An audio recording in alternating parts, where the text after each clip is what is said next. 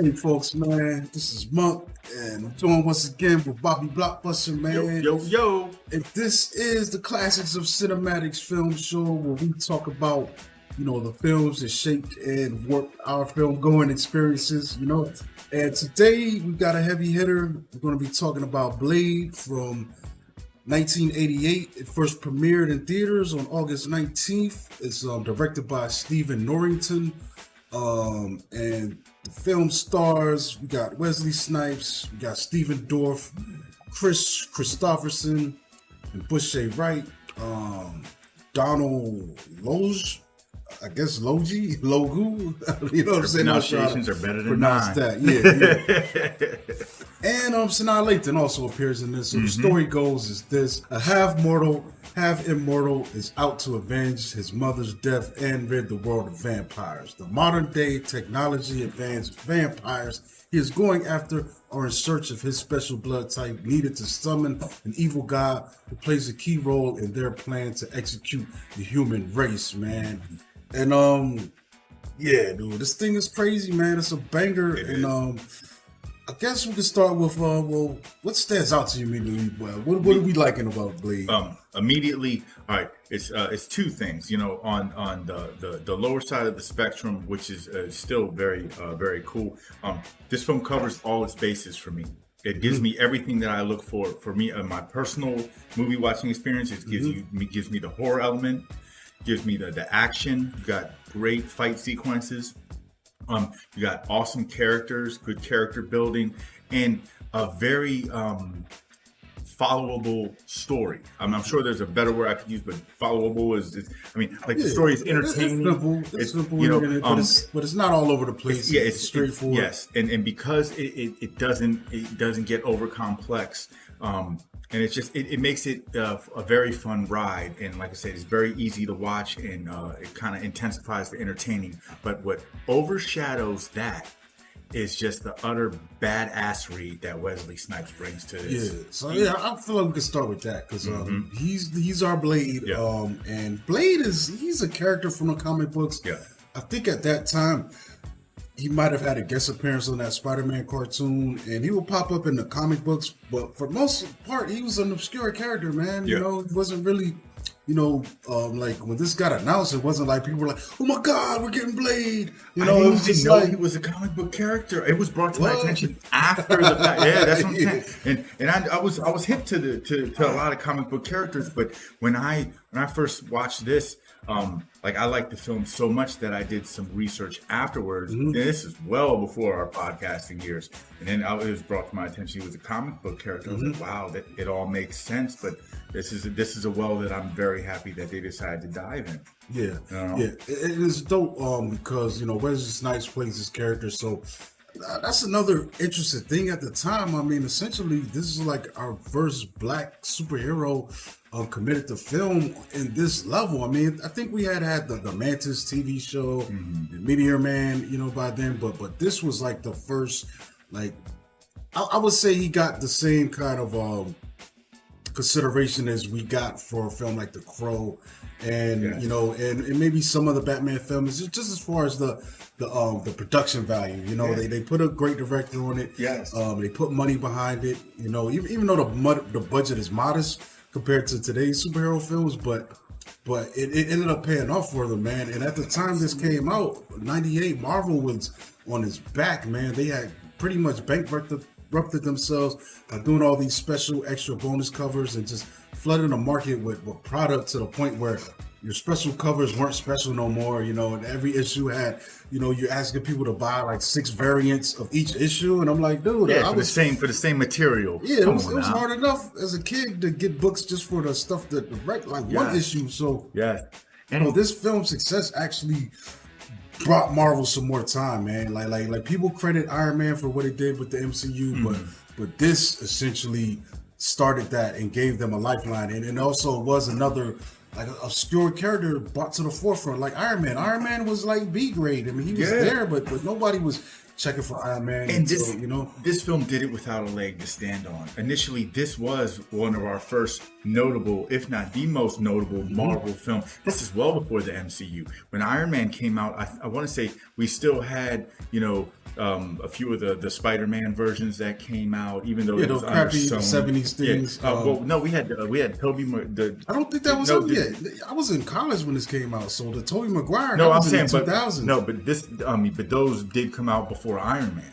Yeah. But this was before everything. This was before everything. That's what I'm saying. So like, but after this, then we really started, you know, kind of diving into what would then become the MCU. But so Iron Man, even though it was groundbreaking, even though he brought a lot of notoriety to the character and the MCU as a whole, he still had a stronger platform to stand on. Blade, that's a Blade. Yeah, they were shooting in the dark and hoping that it stuck. Yeah, I mean, to be honest, man, when this film came out, like just knowing what I know about movies and looking back, this was the best superhero anything ever done when this thing came out. Like before this, all we had that whack Captain America movie. I think that was made in Canada, and then we had the few the Bill Bixby Hulk stuff. Yes. You know, the made for TV movies. And then we had that funky Spider-Man one, the one where they would turn the camera sideways whenever he was flying. That dude from the 70s. I forgot. Yeah. I actually liked him as Parker, but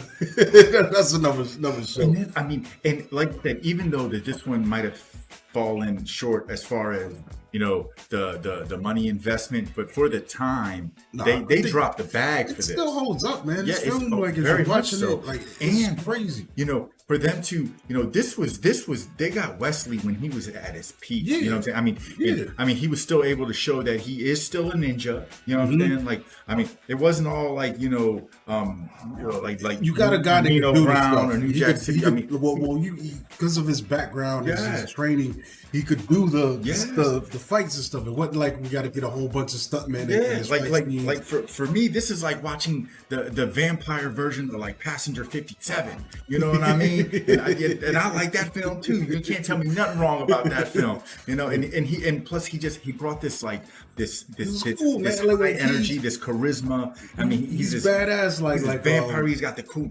tribal tat on his head, and then the sword, the suit. So what like the attitude, like even when the cops shoot at him, he's like, "You out your mind?" Like it's the attitude. Yeah, he's like swag up, calm, man.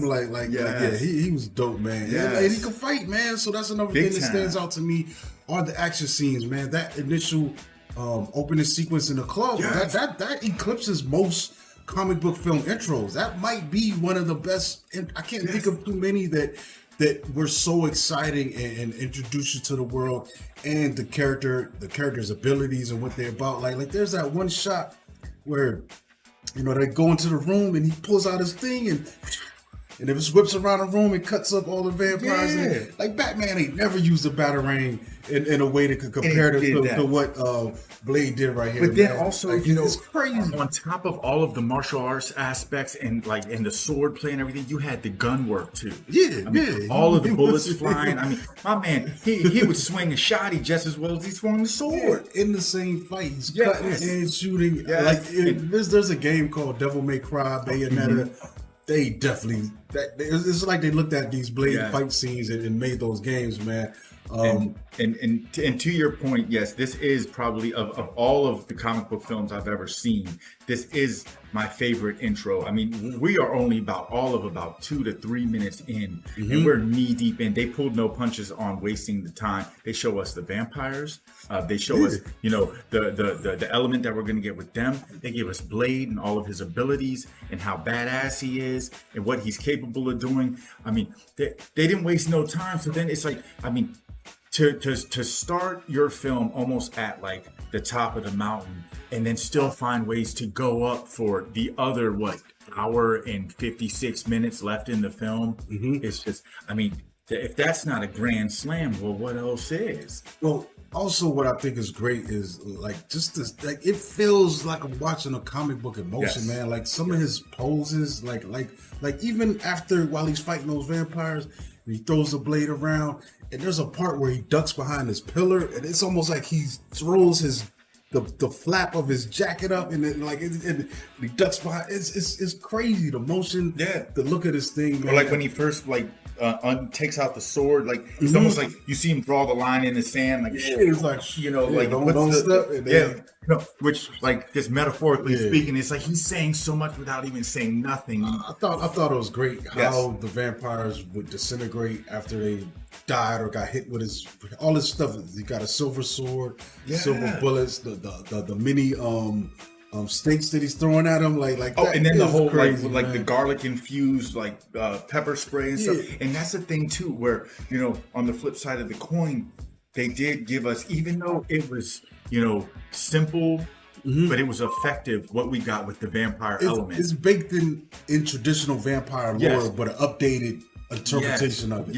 And on that note, also, I think just as I fully appreciate what we got from Wesley, I really like what we got from Steven Dorff. You know what I'm saying? I thought that he was a great villain in this, because he's like, you see him sitting at the round table with all of the other vampires, and he's outcasted simply because all of them they were born. They're the boomers. They're the boomers. He's the young millennial with ideas, and he was the only one who was actually turned vampire.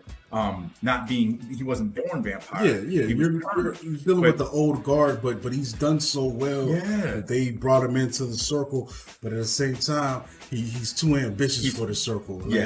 But back to the vampire element. I love these vampires in this film. There's history behind them, and it's crazy how it's interpreted, man. Like they're old European vampires, the accents, the language, and even I like how they characterize them outside of that. Like when the vampires are around, it's like they're arrogant, they're trashy, they're just nasty, kind of disgusting in a way. They're hypersexualized, man. That comes across it's everything you would think that we would see later, though, in things like, think about this. This is coming out before things like True Blood and all that. And this is kind of showing us some of those things that would go on in some of those further series, like, that we would get, other Vampire Diaries and things like that. And to your point, like, it was really cool because, we would get like that trashy, more grungy vampire from the Steven Dorff cult following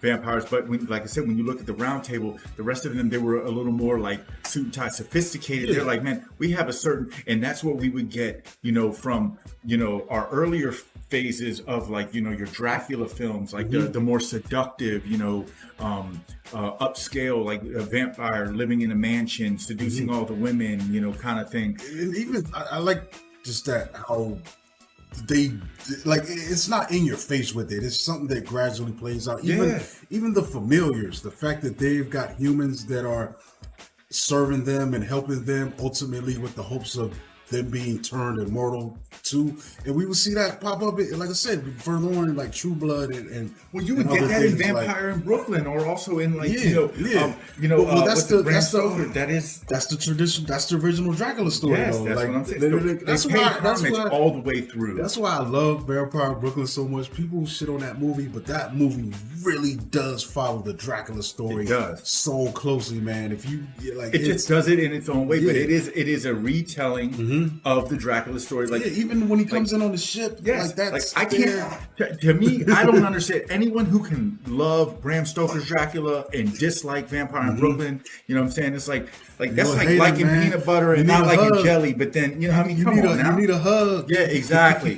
But you ain't gonna get one from me because I don't hug strangers. Like it's crazy, like rewatching this film and I think the only thing that I would complain about is maybe a little bit of the pacing. It does drag in a few spots, but it maybe drag a minute or two, but it's doable. But if I'm looking at the overall Marvel MCU and I want to include this, I'm putting this in the top 10, dude. I don't care. Absolutely. I will battle anybody over this. This thing, is it what it is and what it holds up and what it represents, it's still such a kick-ass ride, man. Like an experience. Another person I want to give props to, a Whistler played by Chris Christopherson, who is who is his Pretty much his Alfred.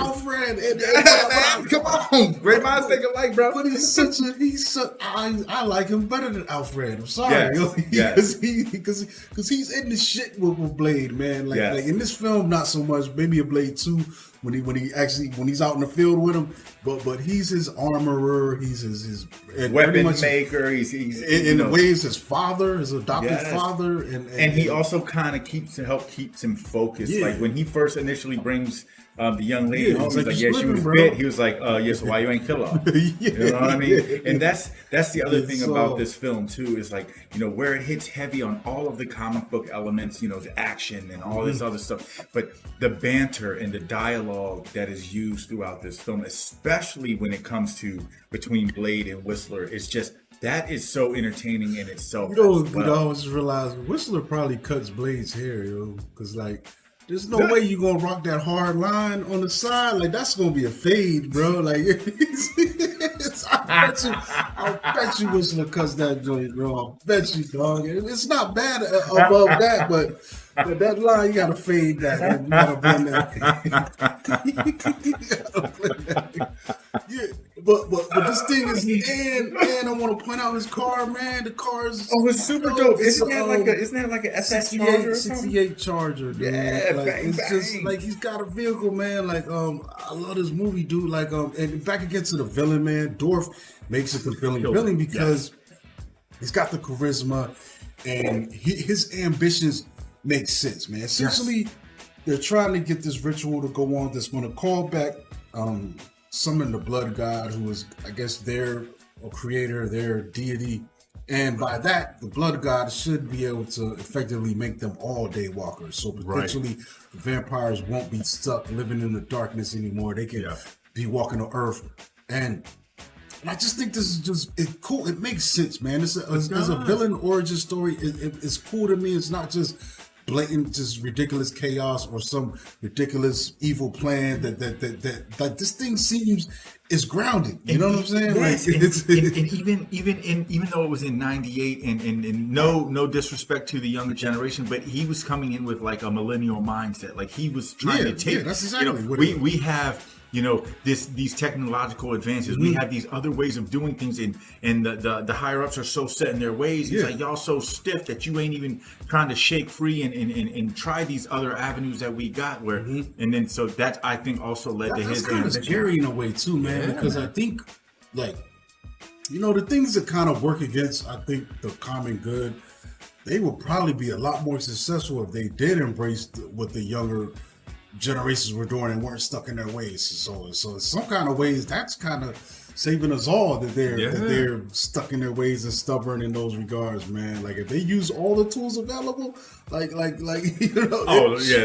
world would spin off its axis. It would start turning the other way. But I love the way this thing plays out, man. Love it from beginning to end, dude. And they cram so much in a film, man. It's not.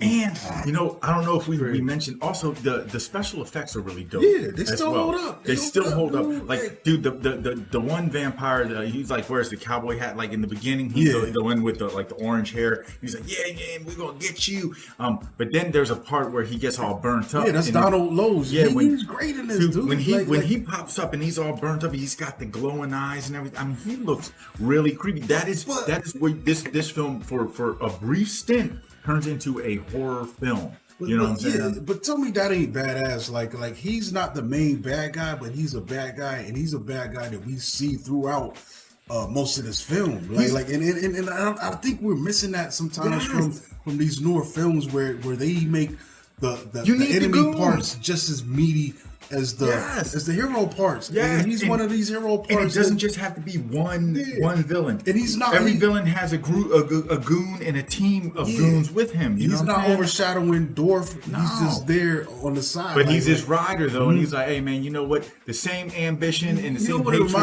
that Dorf has for you, I got too." When I'm thinking of Total Recall, man, you know how Cohagen was the big guy, but then was it Victor? Victor was his man. Like, and Victor was a problem too. Like through most of the movie, like I mean, he had to deal with him. Or like, even when we like think of it like this, because since in essence Blade is a vampire vigilante, kind of similar to Batman. Think of the '89 Batman. Jack Nicholson's Joker, and who was his number one henchman? Bob the Goon. You know what I'm saying? And he was doing just as much leg work. He was in all the nitty gritty as well. That's the thing. Like most of these villains of this style, it's almost like, even though they are the ones that are leading the pack, it's almost like they're cultish in a way, because they have their followers, and then they can convince these other guys that will go over and above what's expected to show and prove that, yo, man, I don't want to be badder than you. I just want to show you how bad I can be for you. You know what I mean? You know what another thing that stands out to me when I'm thinking about on the villainy side? They had different types of vampires, man, which was crazy. Remember the record keeper? There was just this big bloated blob, and you just think they probably just feed them whatever they want, and all they're tasked with is recording the history and memorizing that. And I'm like, yo, this is crazy. You're showing us things. You're giving us variations. You're giving this thing is ahead of its time. No, man. I ain't the poster child of health or nothing, but how the hell you get that big if all you do is eat blood? I could see it. Like maybe that like I said, that was their job. Maybe they just pump, just constantly pump. Give them what they want, and then just and that's their job. Just keep the records, the history. But it's like it's cool because you're giving us layers, man. Yes. Like I started a fight today online. I know it's Easter, but I started a fight online. Oh, man, on a holiday? Yeah, and you might not agree with this either, Bob, but I said Blade is better than the Dark Knight.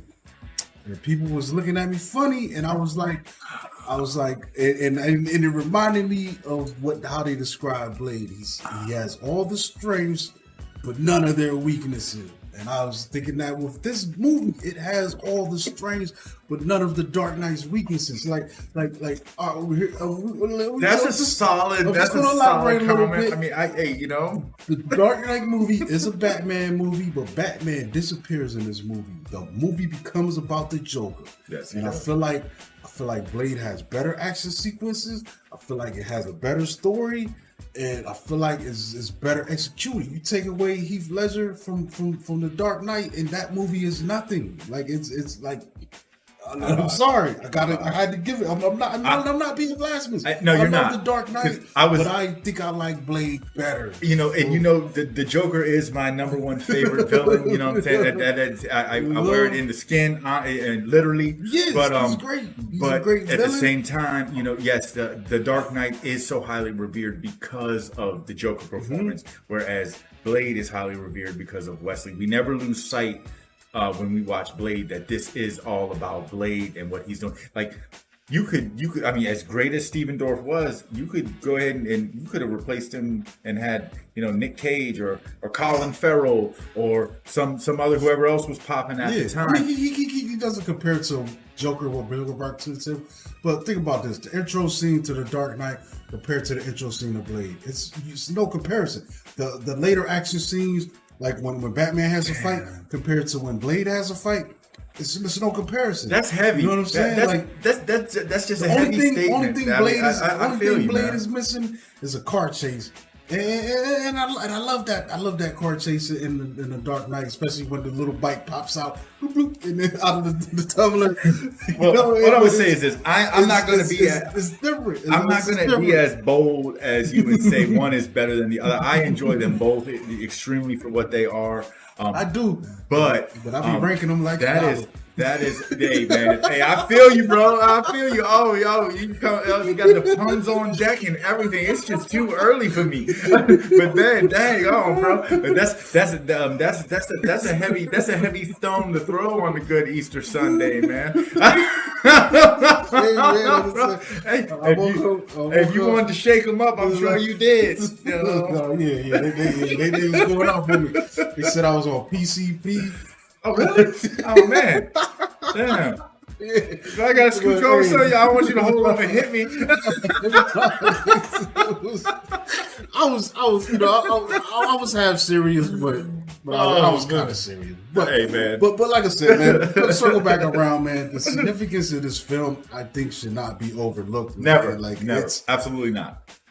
and it rocks toward the end. I even like the way it ends. It's kind of jacked up too. So here's another thing too that I thought was real. Like, spoiler alert, if you haven't seen this, that's on you. But Blade kills his mama. You know? Right. Like who has Batman ever killed? Like, where the stakes at in the Batman series, really? I mean, his parents died when he's a baby, but that's old stuff. Why you bringing the old shit? So where Maggie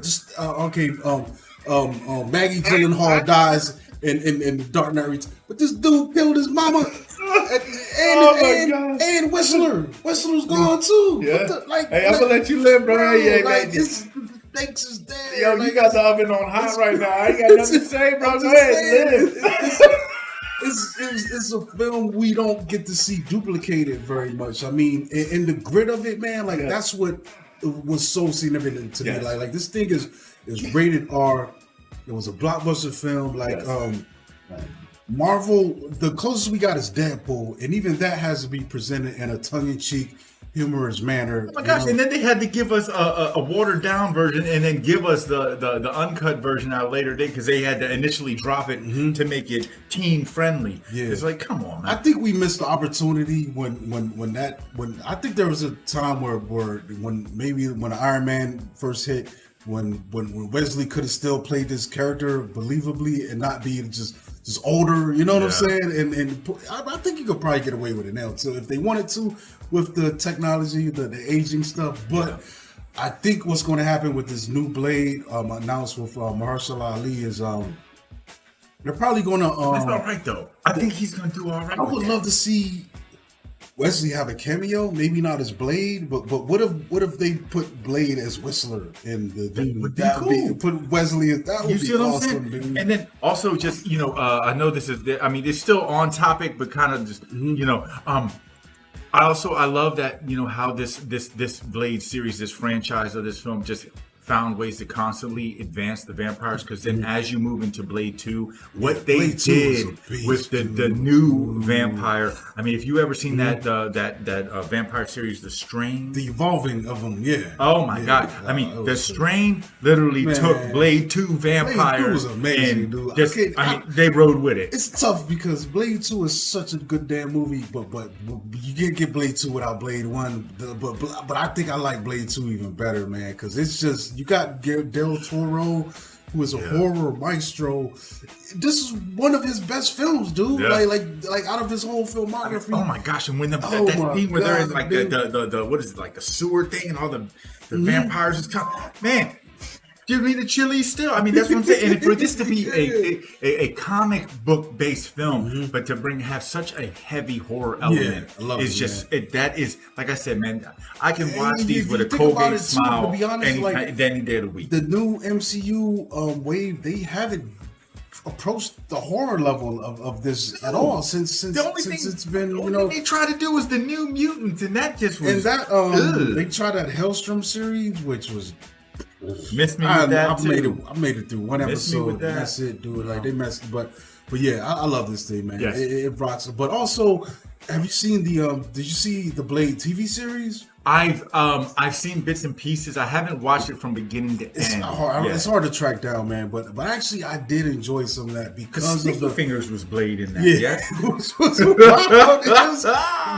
also there are things in there that happen that I think are great, and some of it doesn't work. But I appreciate it for the further world building. Like we get deeper into the vampire hierarchy, and we get deeper into Blade's past. And there's a really dope character in there that was one of the characters that Blade was running the streets with as a youngster, who was another vampire, played by Bokeem Woodbine, and it's worth it alone just to watch that play out, man. I don't know if who hasn't been watching the show, or if you're new to it, but we are big Bokeem fans on this side of the table. You know what I'm saying? We give him notable mention every chance we get.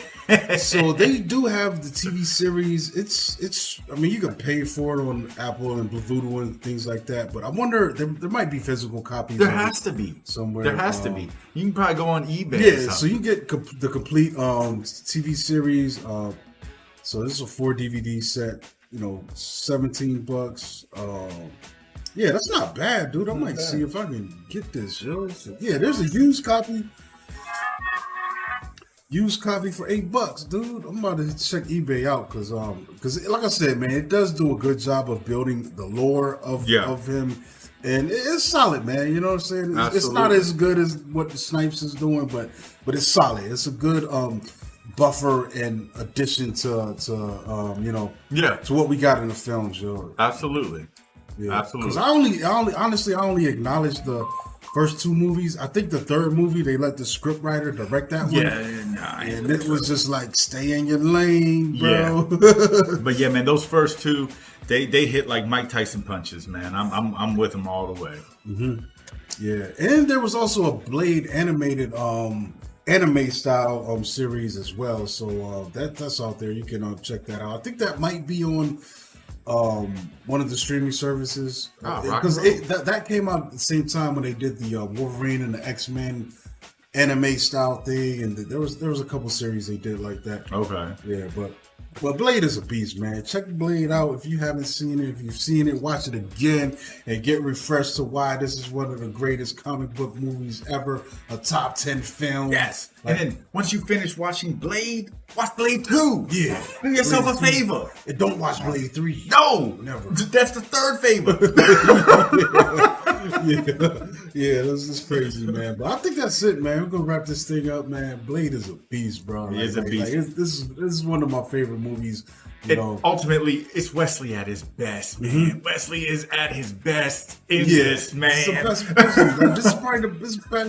Only thing I could think was better than this was maybe White Man Can't Jump. And oh man, yeah, that's another great Wesley. Yeah. But then Woody was at his best in that too. Man. Oh man, yeah. Wow. Great. Good, wow. But that's it, folks, man. We're gonna catch y'all next time, man, on another Classics of Cinematics. Peace.